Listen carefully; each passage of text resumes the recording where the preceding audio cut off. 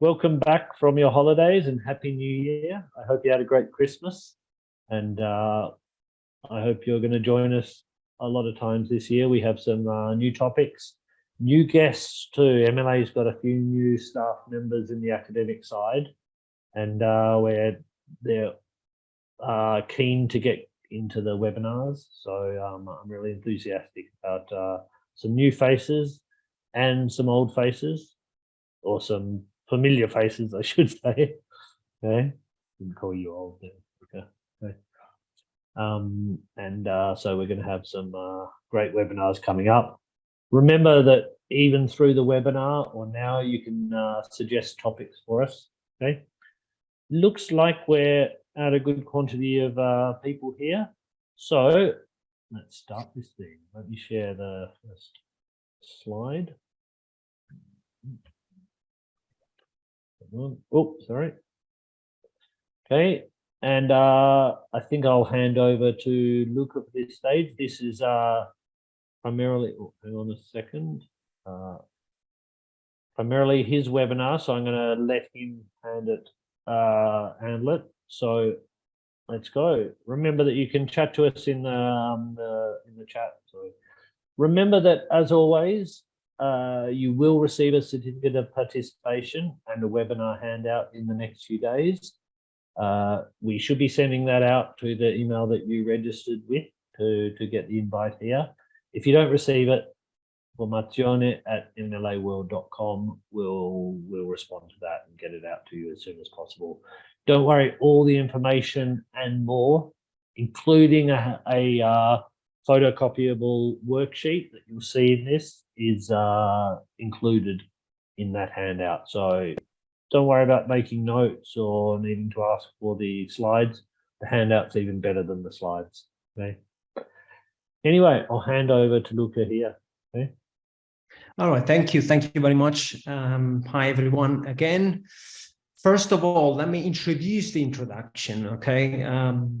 I've tried this in class with my students, so I can promise it can be a lot of fun. Like Josh said, you don't have to know a lot about Squid Game, because this is more an idea that it's always good to look around on whatever is trending right now on social networks or on Netflix.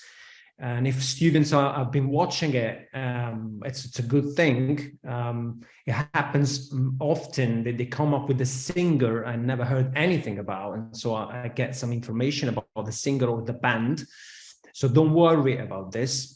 And also, what I wanted to tell you and suggest is that the activities that you will find here, you can use and change because it's more of a competition. It's like a sort of tournament, sort of almost. A tournament, exactly, and it's also based on the idea. I'm pretty sure your students sometimes come up with the request of having a light, like a class or something, fun.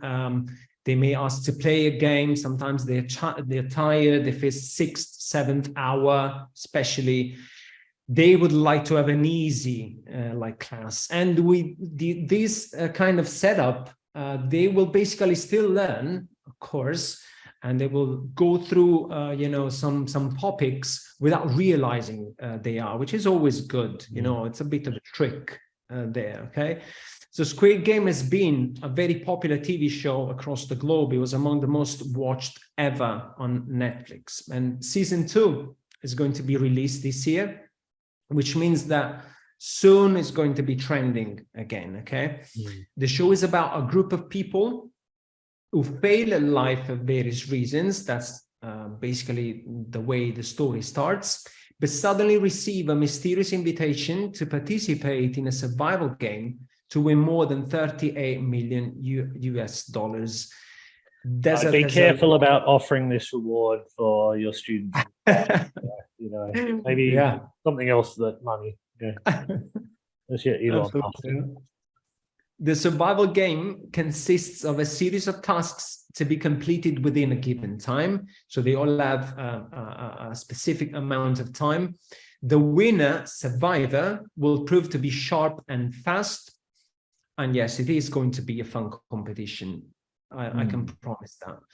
So yeah, I think I like building on what Luca was saying. I think it'd really be worth, waiting maybe even till this sort of season 2, the hype around season 2 is going up, and then you could start this. Okay. absolutely. And I think this is sort of a theme. We're always looking at the news for the webinars. We did one on James Bond around the time of the James Bond film, and I'm sure we're going to have some topical webinars coming up. Okay, and I think this one will be if you choose the time correctly, it'll really get your students involved. Absolutely. The objectives. All right, by the end of this session, teachers will be better able to explore specific topics using a variety of activities and games, encourage students to perform better under pressure and manage their time well. This is very important for Cambridge exams, for example. Just general, our society promotes that. But in general, it's good also to understand that if they can manage their time well, they'll reduce the amount of anxiety behind every test. We don't want to encourage, it's already a lot in our society of anxiety because time is never enough. We're not just stressing on that. We're actually saying that if you learn how to manage time, then you will have less, anxiety. You will feel less anxious about a task. Inspire students to improve their performance by observing others at work. This is always very good in class. When we test some students, we always try to keep, the attention of the rest of the class so that they can follow, the students who are, for example, doing a test, an oral test. We want them to learn from whatever the rest of the class is doing or their classmates are doing. In this case, trust me, they will try to have a look around and see what the rest of the class is doing, which is good observation time. So these are the three main. Okay, sorry. And again, so not all students may have watched the TV show. The majority has, for sure. However, you may want to reassure everyone that having watched the show is not essential. Okay. The important thing, the one thing you should be stressing upon is they just need to know what it's about. So you may want to give a brief introduction, which is just the gist, which is just the main idea of the show. This is what you described about on the previous page. Yeah, absolutely. So that'll be in the handout there, so you could even dictate that or we don't have to repeat that. So it's this group of people, again, they are involved into a competition. The winner is the survivor is going to be the one who's performed better than anyone else. And also they're lost, like they kind of find themselves into these looks like barracks, really, like a jail, in which they have to go through all the tasks. This is in the next slide. Sorry. Okay. Let us know. Yeah, let us know if you have watched Squid Game. Tell us in the chat if you watched it. Did you enjoy it? Okay, what did you think about it? Don't tell us the spoilers. Okay. But if you haven't, okay, let us know if you've heard about it or why you haven't watched it. Okay. Sorry, I beg your pardon. There's the plot there. Yeah. No. It's okay. This is like the card that the people in the competition receive. We may want to share this with students. They will immediately recognize, this invitation card. You could even put that up on the whiteboard, those 3 symbols, and see if they recognize it. And you could have that on the whiteboard when they come into class or something like that. That could be a great idea. Okay. Yeah, this is basically one of the main scenes you can see in the photo, the people in the competition.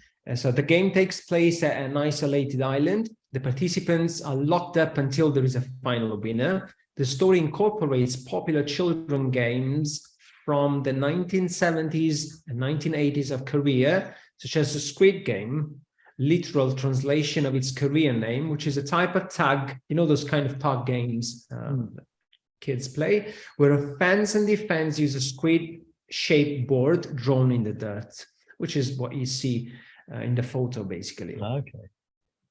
I was wondering why it was called Squid Game. Yeah. And the card, this card is for you guys to use. It'll be nice if you put this on board. It's literally an invitation to play. I've put it in the handout, so you should be able to copy it. Okay. So you're invited to join the competition by your teacher. As it happens to the protagonist of the show, the students should be invited to play, and the rules of the game will be set. Now, only you guys know your students. So the rules that I put on this slide, you can change them, you can modify them, and add more. And the first thing to decide, depending on the number of students you have in class, is to choose whether you're going to let them play in teams or individually. Now, if you have, I don't know, 25, 28 students, I advise you actually let them form some groups, some teams. Okay, because otherwise there will be too much material to check. If you have like a smaller group of students, you may want to play, like let them play individually. If you go for the teams, ask the students to choose a captain, so a leader for each group, who will be the only one moving around the classroom to come talk to you. You may find the following rules helpful, and the reason why you will find them in these kind of structure, like the syntax is very military, which is in the style of the game. So silence is essential. Okay, you can only speak when requested, which is very good, because we want the activity to be fun, but not to be like by the end of the class to be that messy, you know, especially because they get involved into the competition. So silence is rule number one. It is essential. Play in silence. You will receive one task at a time, up to a total of 4. Upon completion of each task, you will receive the next one. So that's how it works. You complete task 1, okay? Once you finish with task 1, you receive task 2. So does this mean that different teams can move at different rates? So, you know, that they don't need to all be finished task 1? Absolutely. That's the point. You will see, if you're playing, you will see that, I don't know, whatever team is in the class is moving ahead of you forward, then you will feel the competition even more, which makes it more fun. So to tell to your students, obviously, if it's the captain will raise his hand or hand and say like, Miss or Mr, I'm done, or teacher, I'm done, we've finished. They will hand in the first task to receive the second, and then we'll do the same for the third and then the fourth tasks. Okay. Time is crucial. You want to stress upon this. Time is crucial. However, do not forget accuracy, because you may fail for lack of accuracy. So time is obviously essential. We will see the system of points, but they need to be accurate in what they're doing. We don't want them to reply, you know, just randomly, just to be the first. So the teacher always could, when they receive one of the tasks, could say, this isn't good enough, do it again or do it better. Yeah, okay. Absolutely. Let's start then with task 1. If task 1, we're going to open this up, so feel free to respond to these in the chat as we go. Just okay? Please play with us. I'd just like to tell you there is no $38 million though for the winner, I'm afraid. Okay. All right, task 1, you may want to hand out a questionnaire on a topic you've recently come across in class, or anything you want to revise. The following is just an example, but for example, you've been teaching, I don't know, Shakespeare, or you've been teaching, I don't know, Milton, or any grammar specific topic. You want to revise it, you just place a questionnaire as task 1. This is an example, okay? So answer the following questions. Again, tell us in the chat, so join the competition. Name 4 cities in England. Number 2, name the 4 capital cities in the United Kingdom. They always get this wrong. unfortunately, they tend to forget Belfast or Cardiff.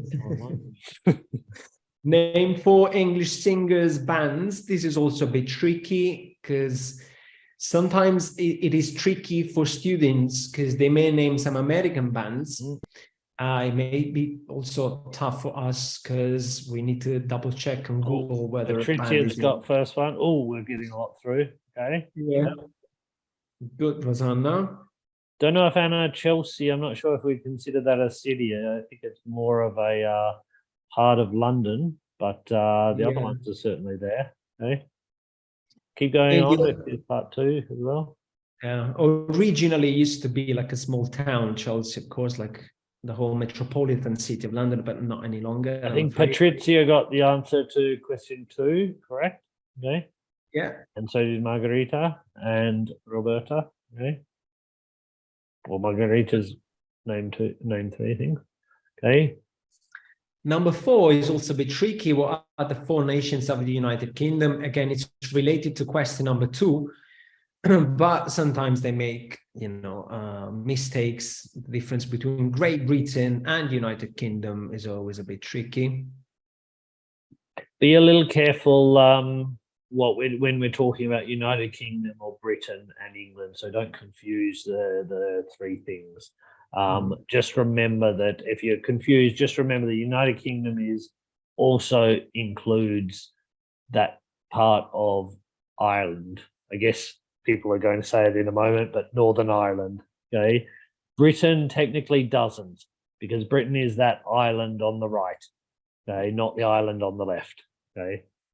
Anyway, sorry, we've gone. Oh, the music part is coming up in the answers. Be careful, Vincenzo, I think, said U2. I think U2 are Irish. Irish. So I don't know if we can consider them. Okay. No, Oasis. I love Oasis, Anna. Okay. Amy Winehouse. Wow. Queen, of course, Sting. Yep. The Beatles. Yep. Okay. Yep. Okay, I think people are getting this, and I think we've got number 5 up there too. Number 5, who resides at Buckingham Palace? Easy. Be careful here. Be careful. Yeah.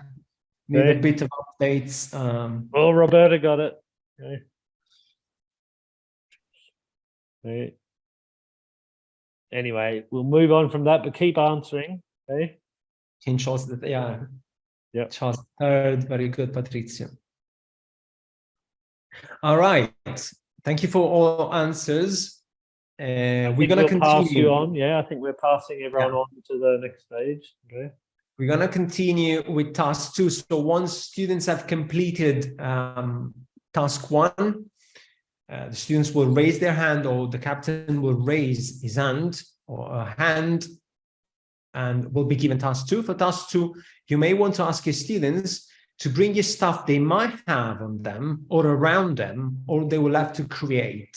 Okay, again, you can change this, but it will be a good exercise on vocabulary.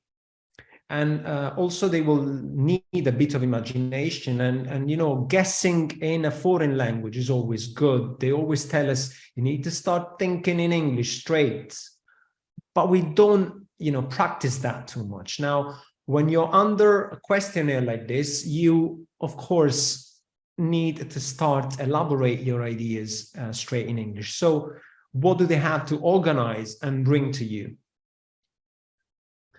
First, 2 identical objects. Okay, what can they have on them? Which is 2 identical objects. What do you think can be? Please tell us in the chat. 1 pencil, 1 sharpener. This should be quite easy. A Union Jack, they will have to sketch that. So they will have to come up with their could be something too that you could reject it if it's not good enough, if they haven't put the right amount of stripes. Maybe you could even insist on colors. I don't know. Okay, they could even be creative, the most creative one, I think, like the one which you can see in the picture there.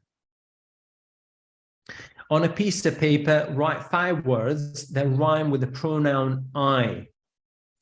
Okay. This is also a bit tricky.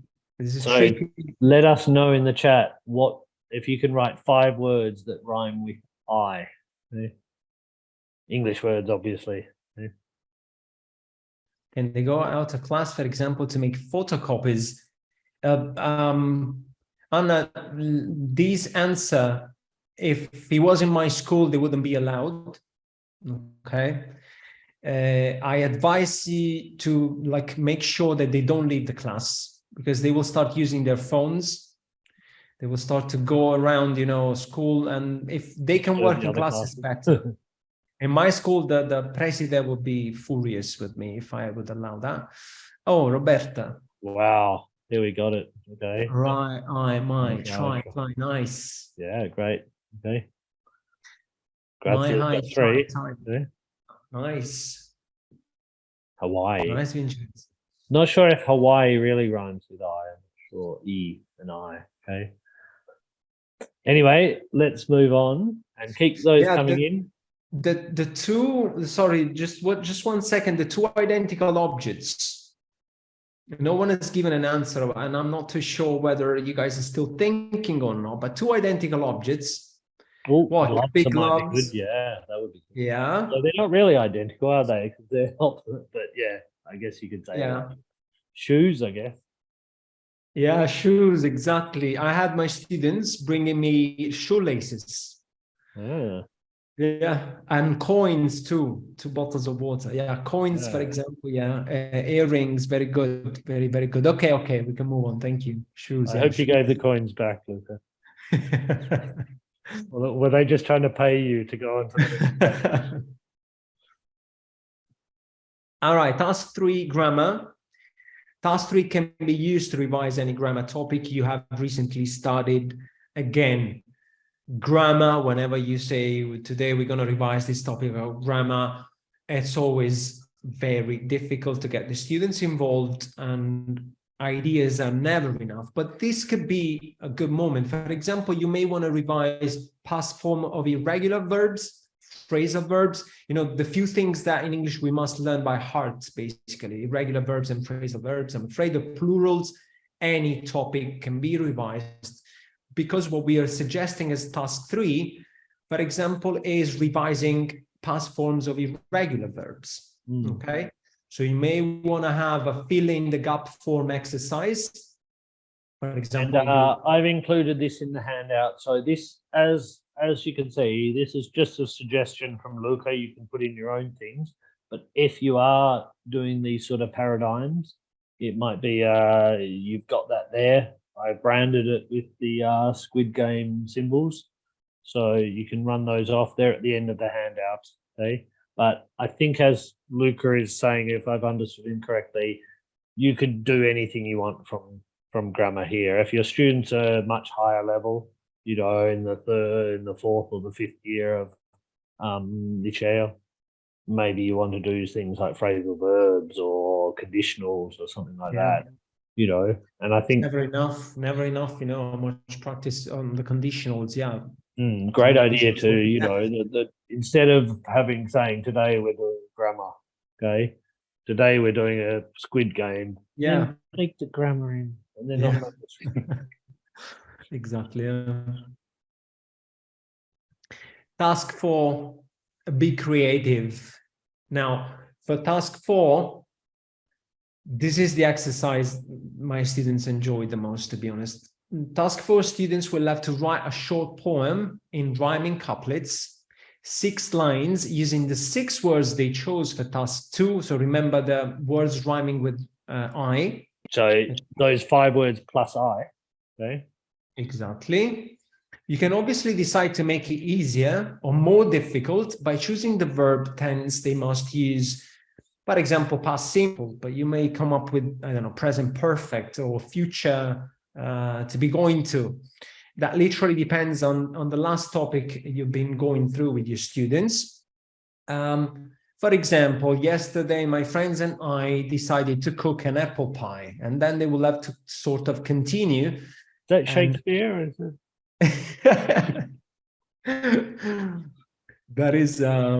There is Chaucer.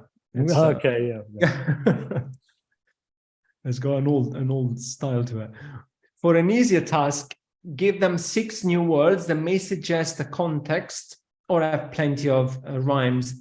Now, what's important is literally depending on the students you have, okay? The 6 words don't have to be the words that are rhyming. So they can be in the middle, you know, because if they find it too difficult to rhyme with those words, they may, you know, just put the word in the middle and use other words to rhyme. So I'll give you here a series of words that can create a context, that can suggest a context, like school, lesson, boss, English teacher. And by giving them these words, again, they don't have to make them rhyme, but they can create, you know, a poem that makes sense. Let us know in the chat if you can write a couplet with 2 of the words that you put in the chat before, the rhyming words. So see if we can get any poets writing here in the chat. Okay, don't know if we need to have the 6. Okay, but let's give us a couplet with 2 of yours. And for example, you can suggest words that have plenty of rhymes, like these are basically the one that possibly have most of rhyming words, like call, bed, and kite. Like with call, bed, and kite, it should be quite easy, okay, to find rhyming words. The students will have to read their poems in front of everybody. This is the end, okay, of the activity. For this last part, you should wait until everyone's finished and let them all read their poems. So the captains or any member of the team will come or will stand up in front of the class and read out loud their poems. Of course, it is important that everyone listens, because at this point, we're going through, you know, the system of points, and for them to be accepting that they lost, unless they really understand how points have been given, is going to be not nice, because they're going to be, you know, kind of upset because they thought they deserved more. So it's important that everybody listens to the poems to understand the quality and why did they receive 2 points instead of 1, or so on and so forth. And so the idea is that let me get this straight. The idea is that the people that finish task 4 earliest are the winners, because, you know, they're the ones that also probably finished task 1, 2, and 3, 4 earlier. Yeah. They will get 5 points. We're going to see this in the next slide. Sorry. Yeah, it's okay. I'm suggesting us, you know, a pattern to build up, you know, the system of points. So the winner should be, of course, students or the group who completed all tasks first, and they will get 5 points for that, and better than anyone else, which is added 5 points. So again, accuracy, time and accuracy are going to be taken into consideration. I suggest you decide the prize for the winner, which should consist of a good grade or a little privilege. That's, for example, what I did with my students. I gave them less homework for next class. So the winner had to do like less exercise, like for homework, than everyone else. Or you may, if you think like you feel confident with it, and giving them a good grade, like a 10, for example, just do it. Just feel free to do it, of course. Conclusion. Very often students get involved if an exercise is introduced in the form of a game. Yeah, competition is always great, you know. I mean, you know, we don't want to make it too competitive, but I think you know, people like winning, like playing these sort of games, adds the sort of fun to it, as long as it's fun. Yeah, then of course, without them realizing, by the end of this series of exercises, they will have worked, revised, invested energy, and used a lot of language that would normally be perceived as a must-do. Okay.